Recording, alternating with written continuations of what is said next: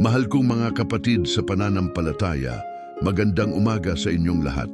Salamat sa Diyos na muling nagbigay sa atin ng pagkakataong magkita-kita sa espiritual na espasyo na ito, isang lugar kung saan tayo ay nagsasama-sama upang magdasal, magtiwala at maranasan ang presensya ng ating Panginoong Hesukristo. Sa araw na ito, meron tayong napakahalagang panalangin na inihanda para sa inyo. Isang panalangin na tumutukoy sa isang paksa na madalas nating pinagdadaanan, ngunit bihirang pag-usapan ng malalim ang kagalingan ng ating isipan. Alam nating lahat na sa mundo ngayon maraming tao ang nahihirapan sa kanilang kaisipan sa bigat ng pag-aalala, ng kalungkutan, ng takot at ng stress na dulot ng buhay. Ngunit naniniwala tayo na ang Diyos ay may kapangyarihang magpagaling, hindi lamang ng katawan, kundi pati na rin ng isipan at kaluluwa. Ang panalangin maririnig ninyo ngayong umaga ay isang liturgical na panalangin, malalim at puno ng pananampalataya, na hango sa karunungan ng banal na kasulatan at sa espiritu ng simbahang Katoliko. Ito ay isang gabay na panalangin, isang meditasyon na magdadala sa inyo sa mas malalim na pakikipag-ugnayan sa Diyos. Kaya hinihikayat ko kayong makinig ng may buong atensyon. Hayaang pumasok sa inyong mga puso ang bawat salita. At samahan ninyo ako sa pagdarasal na may lubos na pagtitiwala. Kung napakinggan ninyo ang panalangin ito at nakaramdam kayo ng biyaya, ng kapayapaan, o ng anumang spiritual na pagpapala, mangyaring huwag kalimutang pindutin ang like button. Ibahagi rin ang video na ito sa inyong mga kaibigan at pamilya na nangangailangan din ng panalangin at ng pag-asa. Mag-iwan din ng komento sa ibaba upang malaman namin kung paano kayo nabiyayaan at kung ano ang inyong mga intensyon na maaari naming isama sa aming mga panalangin. At kung hindi pa kayo nakasubscribe sa aming channel, mangyaring pindutin ang subscribe button at i-click ang notification bell. Ang inyong suporta ay napakahalaga dahil sa ganitong paraan, mas maraming tao ang makakaabot ng mga panalangin na ito at mas maraming buhay ang mababago ng kapangyarihan ng Diyos. Kaya ngayon, maghanda na tayo.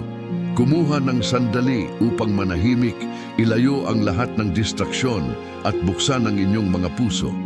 Magsimula tayo ng panalangin ito ng may pananampalataya na ang Diyos ay nakikinig, na Siya ay handang kumilos, at na sa araw na ito tayo ay tunay na mababago ng Kanyang biyaya. Sa pangalan ng Ama at ng Anak at ng Espiritu Santo. Amen. Panginoon naming makapangyarihan at mapagmahal, sa pagsikat ng araw na ito, lumuhod kami sa iyong harapan upang ialay ang aming mga isipan, ang aming mga puso at ang aming buong pagkatao. Alam naming ang bawat umaga ay regalo mula sa iyong mapagmahal na kamay, isang pagkakataong muli na maglakad sa iyong liwanag at sumunod sa iyong mga landas. Kaya ngayon, sa pagsisimula ng araw na ito, dumalangin kami ng may lubos na pagtitiwala na ikaw ay handang magpagaling sa aming mga isipan, alisin ang kadiliman ng kalungkutan at magbigay ng kapayapaan na lampas sa aming pag-unawa. Panginoon, ikaw ang Diyos na hindi tumutulog ni humihimlay ang bantay ng Israel na laging nagmamasid sa kanyang mga anak, at sa iyo kami sumasandal ngayong umaga. Tulad ng sinabi sa awit, ikaw ay aming kanlungan at lakas, isang saklolo sa oras ng kagipitan. Kaya't hindi kami matatakot kahit ang lupa ay magalaw at ang mga bundok ay magsitambling sa kalaliman ng dagat. Hesukristo, tagapagligtas ng sangkatauhan, ikaw ang liwanag na dumarating sa madilim na mundo upang magbigay ng buhay at pag-asa. Sa iyong pagkatao, ipinakita mo sa amin na ang Diyos ay hindi malayo kundi malapit, hindi galit kundi puno ng awa, hindi nag-iisa kundi kasama natin sa bawat hakbang ng ating paglalakbay. Panginoon Jesus, alam mo ang bigat na dala ng aming mga isipan ang mga alalahanin na bumabagabag sa amin tuwing gabi, ang mga takot na pumipigil sa amin na mamuhay ng malaya, at ang mga sugat ng nakaraan na patuloy na sumasakit sa aming mga puso. Ngunit naniniwala kami na sa iyong pangalan ay may kapangyarihang magpagaling, magpabago at magbigay ng bagong simula. Tulad ng sinabi mo sa Ebanghelyo, halika sa akin kayong lahat na nangapapagal at nangabibigatang lubha, at kayo ay aking papagpapahingahin. Kaya ngayon ay dumarating kami sa iyo ng may buong pananampalataya na tunay na magbibigay ka ng kapahingahan sa aming mga kaluluwa. Espiritu Santo, manunubos at tagapagtanggol, bumaba ka sa aming mga puso ngayong umaga at punan mo kami ng iyong presensya. Ikaw ang hangin ng Diyos na humihipan kung saan ka naghahangad, ang apoy na naglilinis at nag-aayos ng bawat bahagi ng aming pagkatao, at ang tubig na dumadaloy upang bigyan ng buhay ang mga tuyong lupain ng aming kaluluwa. Gabayan mo kami sa araw na ito upang ang bawat salita na aming sasabihin, bawat kilos na aming gagawin, at bawat desisyon na aming gagawa ay sumasalamin sa kalooban ng Ama.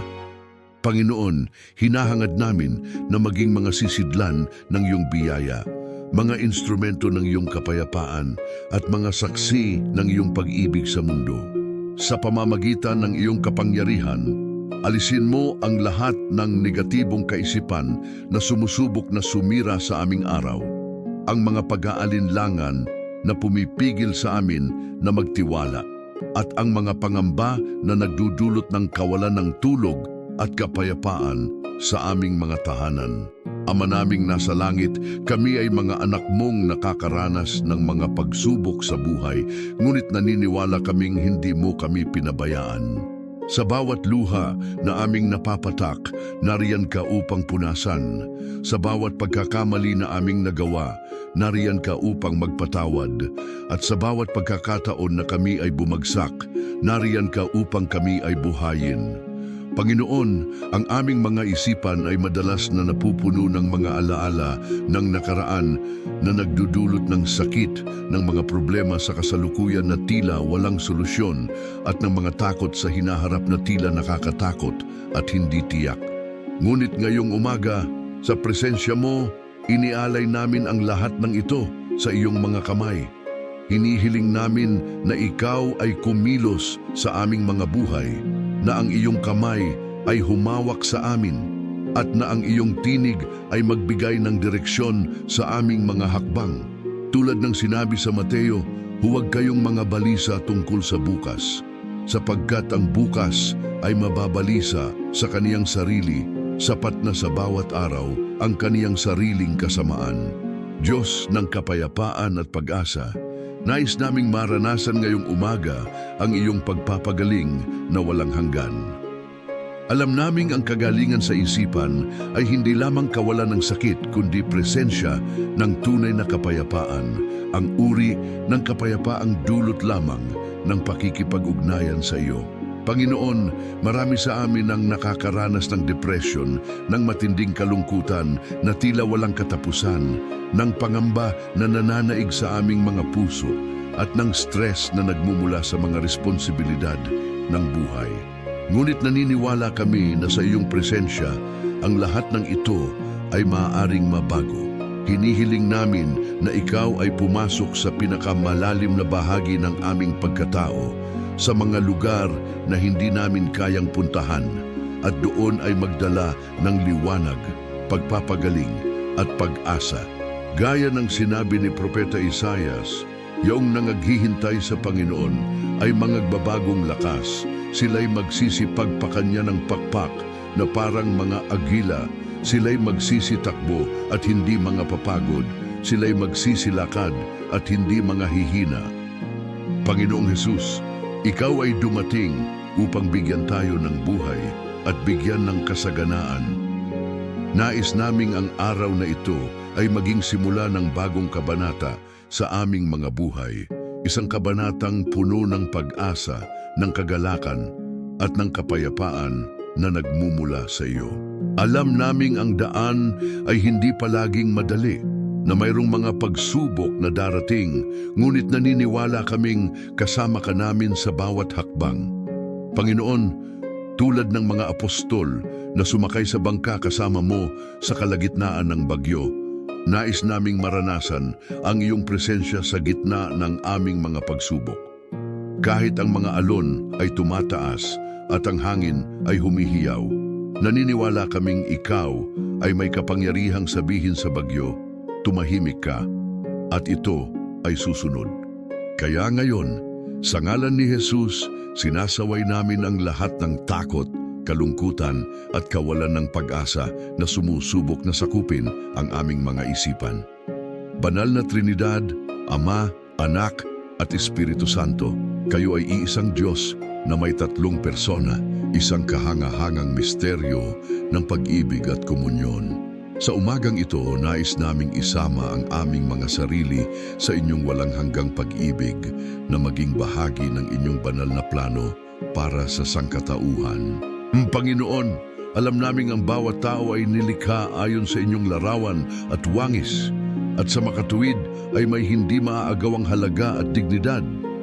Ngunit dahil sa kasalanan at sa mga pagsubok ng buhay, madalas naming nakakalimutan ang katotohanan ito. Marami sa amin ang nag-aagawan ng sariling halaga, nag-aalinlangan sa sariling kakayahan at nakakaramdam ng kawalan ng silbi. Ngunit ngayong umaga nais naming marinig muli ang inyong tinig na nagsasabi, ikaw ay mahalaga sa aking paningin, ikaw ay pinahahalagahan at ako ay umiibig sa iyo. Panginoon, ibalik mo sa amin ang aming identidad bilang iyong mga anak at tulungan mo kaming mamuhay ayon sa pagkakataong ito.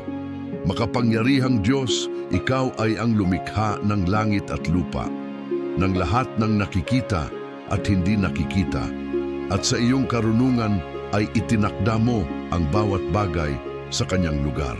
Panginoon, alam naming ang aming mga isipan ay maaaring maging pinagmumulan ng kaligayahan o ng pagdurusa, depende kung paano namin ito ginagamit. Maraming beses, ang aming mga kaisipan ay napupunta sa mga negatibong direksyon, sa pag-aalala sa mga bagay na hindi pa nangyayari, sa pagbubulay sa mga pagkakamali ng nakaraan, at sa paghahambing ng aming mga sarili sa iba.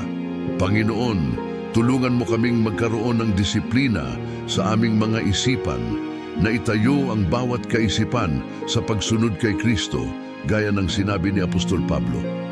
Nais naming ang aming mga isipan ay mapuno ng lahat ng tunay, lahat ng kagalang-galang, lahat ng matuwid, lahat ng malinis, lahat ng kaibig-ibig, at lahat ng mabuting ulat upang sa gayon ay maging mga taong nagdadala ng liwanag sa madilim na mundo.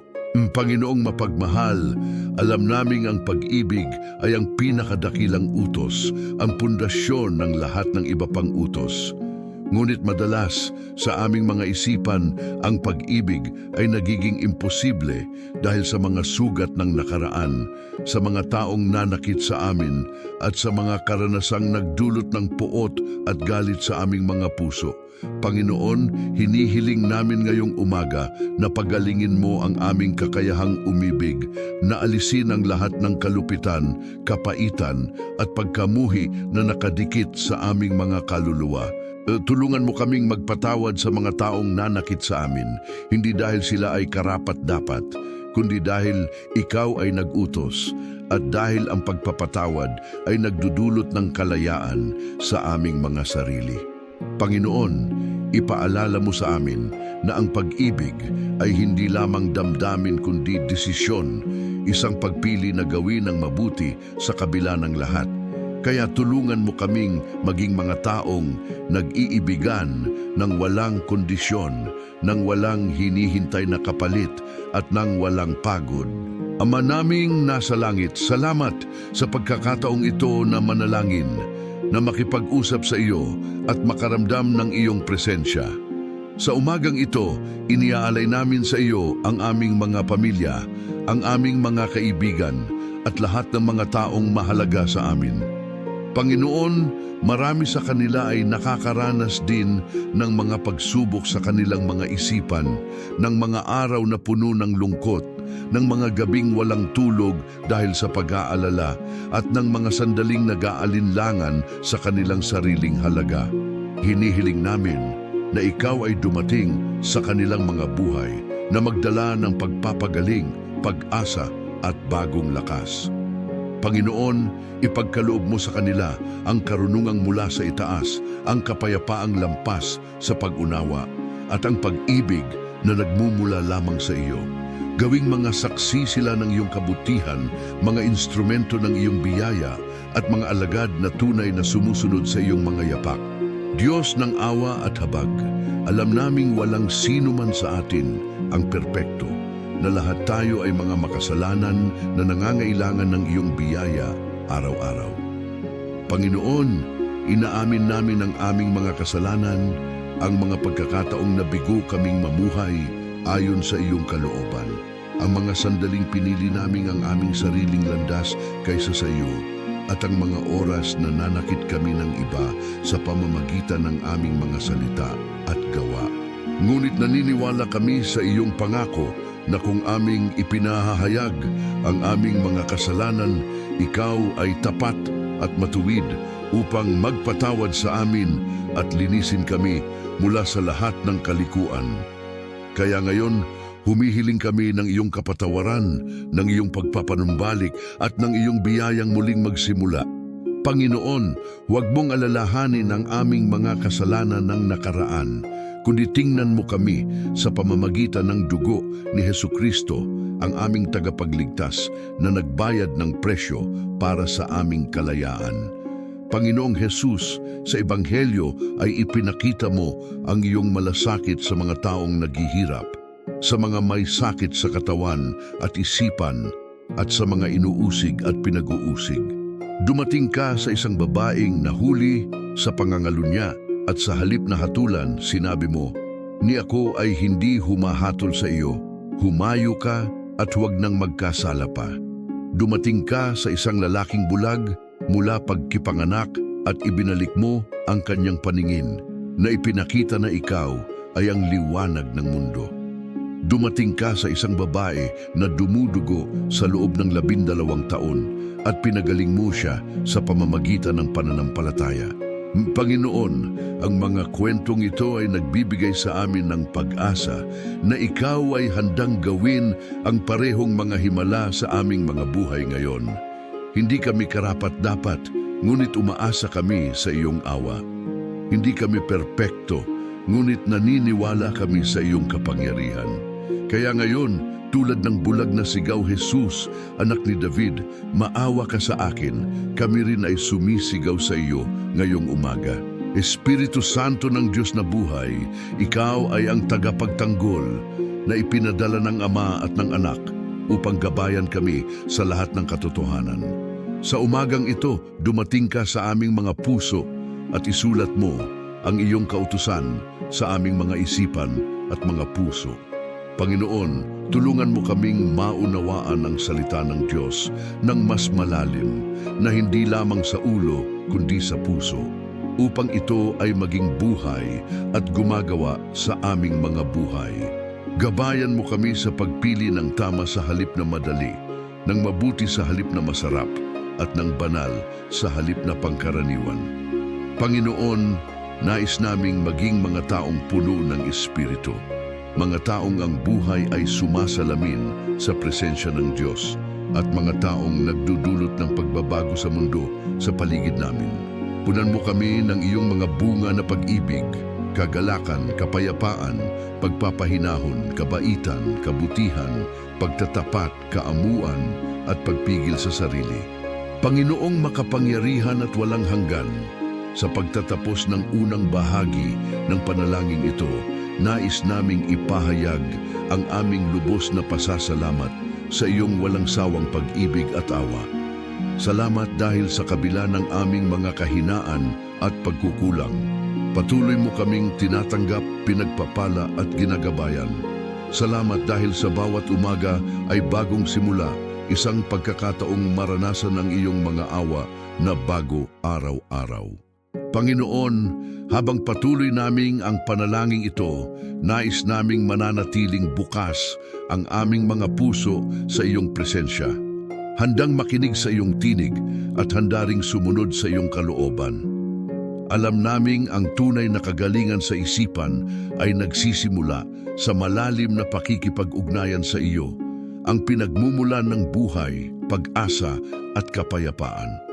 Kaya patuloy naming hahangarin ang iyong mukha, maniniwala sa iyong mga pangako at maglalakad sa iyong liwanag. Sa pangalan ni Hesukristo, ang aming Panginoon at Tagapagligtas, kami ay nananalangin ng may buong pag-asa at pagtitiwala. Amen. Mga minamahal kong kapatid sa pananampalataya, narito na tayo sa pagtatapos ng ating panalangin ngayong umaga. Ngunit ang ating pakikipag-ugnayan sa Diyos ay hindi nagtatapos dito. Ang bawat panalangin na ating sinasabi ay isang buto ng pananampalataya na itinanim sa lupa ng ating mga puso.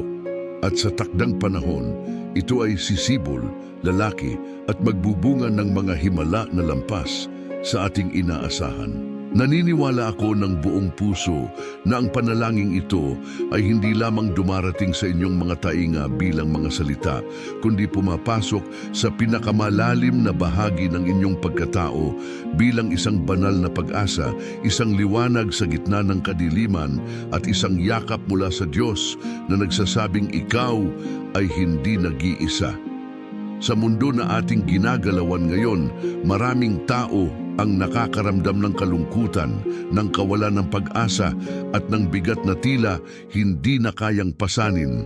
Ngunit ako ay naniniwala na ang panalangin ito ay maaaring maging instrumento ng Diyos upang magdala ng pagbabago sa buhay ng marami.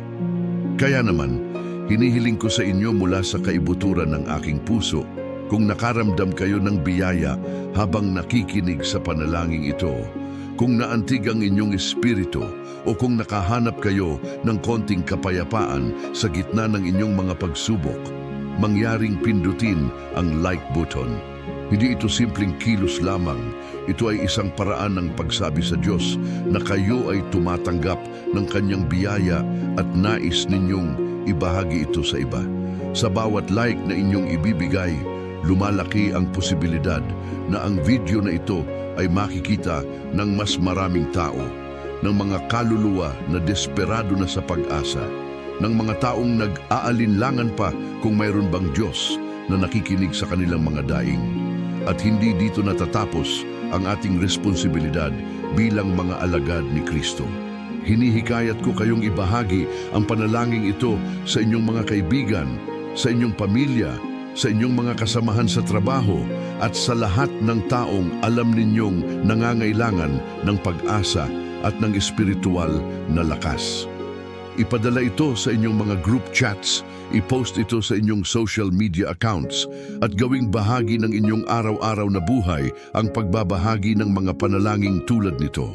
Sapagkat ang pag-ibig ng Diyos ay hindi nakalaan para sa atin lamang, kundi para sa buong sangkatauhan, at tayo ay tinawag na maging mga mensahero ng kanyang biyaya. Gaya ng sinabi ni Jesus sa Ebanghelyo, ang liwanag ay hindi inilalagay sa ilalim ng takalan, kundi sa ibabaw ng kandelero upang ito ay magbigay ng liwanag sa lahat ng nasa bahay. Kaya hayaan nating ang panalangin ito ay maging liwanag na magliliwanag sa madilim na mundo ng iba. Nais ko rin kayong anyayahan na mag-iwan ng inyong mga kahilingan sa panalangin dito sa comment section. Ito ay isang lugar kung saan tayo ay nagsasama-sama bilang isang komunidad ng pananampalataya, kung saan walang nag-iisa at kung saan ang bawat isa ay pinahahalagahan at ipinagdarasal. Magtiwala kayo na ang Diyos ay nakikita ang bawat komento na inyong iiwanan. Naririnig niya ang bawat sigaw ng inyong puso at alam niya ang bawat pangangailangan bago pa man ninyo ito sabihin. Ngunit mayroon ding espiritual na kapangyarihan sa pagpapahayag ng ating mga panalangin, sa pagsasalita ng ating mga pangangailangan at sa pagkilala na tayo ay umaasa sa Diyos at hindi sa ating sariling lakas. Kaya mangyaring magsulat dito at sabihin, Panginoon, sa umagang ito ay tumatawag ako sa iyo para sa isang himala. O kaya naman ay isulat ninyo ang inyong sariling kahilingan, ang inyong sariling panalangin at magtiwala na ang Diyos ay gumagawa. At kung hindi pa kayo nakasubscribe sa aming channel, lubos kong hinihiling na gawin ninyo ito ngayon. Pindutin ang subscribe button at i-activate ang notification bell upang kayo ay mabigyan ng abiso sa tuwing mayroon kaming bagong panalangin o mensahe na ibibahagi. Ito ay hindi lamang tungkol sa paglaki ng channel na ito, bagkus ito ay tungkol sa paglikha ng isang komunidad ng mga mananampalataya na sama-samang lumalakad sa pananampalataya, sama-samang nanalangin at sama-samang nagtitiwala sa Diyos. Ang channel na ito ay isang espiritual na kanlungan, isang tolda ng panalangin na laging bukas para sa lahat, isang lugar kung saan maaari kayong bumalik anumang oras ng araw o ng gabi upang makahanap ng kapayapaan, pag-asa at banal na alalay. Sa pamamagitan ng inyong subscription, hindi lamang kayo tumutulong sa amin na lumaki, kundi nagiging bahagi din kayo ng isang mas malaking misyon na dalhin ang salita ng Diyos at ang kapangyarihan ng panalangin sa buong mundo. Mga kapatid, nais kong ipaalala sa inyo na ang Diyos na ating pinagsisilbihan ay ang Diyos ng mga himala, ang Diyos na gumagawa ng mga imposible at ang Diyos na tapat sa kanyang mga pangako. Kahit ano pa ang inyong pinagdadaanan ngayon, kahit gaano pa kalaki ang inyong problema, kahit gaano pa kalalim ang inyong kalungkutan, magtiwala kayo na mayroong Diyos na nakakakita, nakikinig at handang kumilos para sa inyo. Huwag kayong mawalan ng pag-asa dahil ang Diyos ay gumagawa sa mga sandaling hindi natin inaasahan, sa mga paraan na lampas sa ating pag-unawa at sa mga pagkakataon na akala natin ay wala ng solusyon. Ang kanyang mga kamay ay hindi maikli upang magligtas at ang kanyang mga tainga ay hindi bingi upang marinig ang ating mga daing. Habang kayo ay umaalis mula sa panalangin ito, dalhin ninyo sa inyong mga puso ang katotohanan kayo ay mahal ng Diyos ng walang kondisyon, na kayo ay pinahahalagahan at na mayroon kayong layunin sa mundong ito.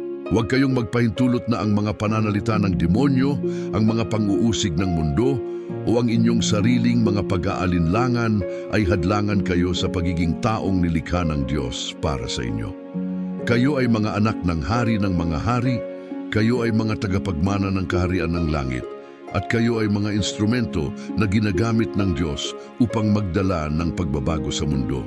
Kaya maglakad na may mga ulong nakatayo, may mga pusong puno ng pag-asa at may mga espiritong handang harapin ang anumang hamon na darating.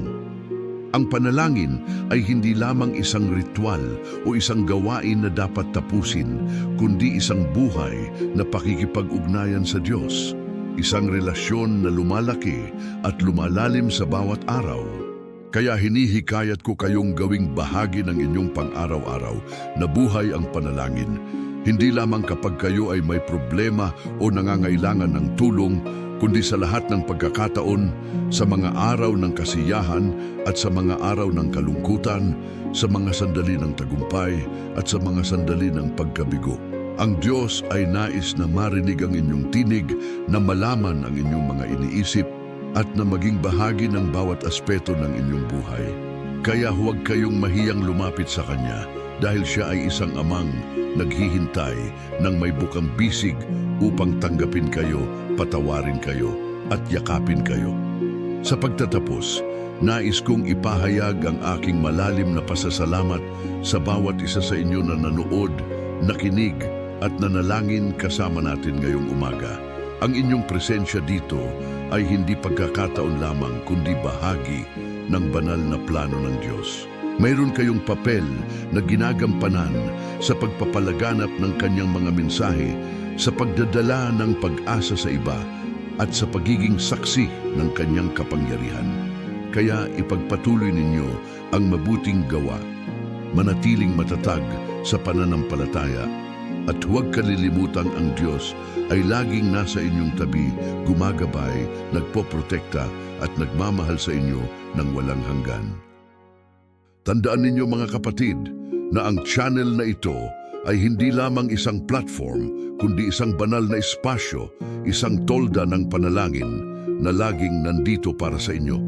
Bumalik kayo rito sa tuwing kayo ay nangangailangan ng lakas, ng pag-asa o ng simpleng paalala na kayo ay hindi nag-iisa. Tayo ay isang pamilya sa pananampalataya, isang komunidad na nagtutulungan, nagdarasal para sa isa't isa at naglalakad na magkasama tungo sa kaharian ng Diyos. At sa bawat hakbang na ating ginagawa, alam nating ang Panginoong Hesukristo ay kasama natin, gumagabay sa ating mga paa at nagbibigay ng liwanag sa ating landas. Kaya ngayon, habang tayo ay naghihiwalay, dalhin ninyo ang mga pagpapala na natanggap ninyo sa panalangin ito.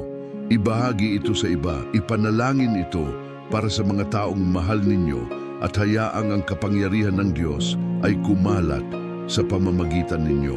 Magtiwala na ang Diyos ay gumagawa, na ang kanyang mga plano para sa inyo ay mabuti at hindi masama upang bigyan kayo ng kinabukasan at ng pag-asa.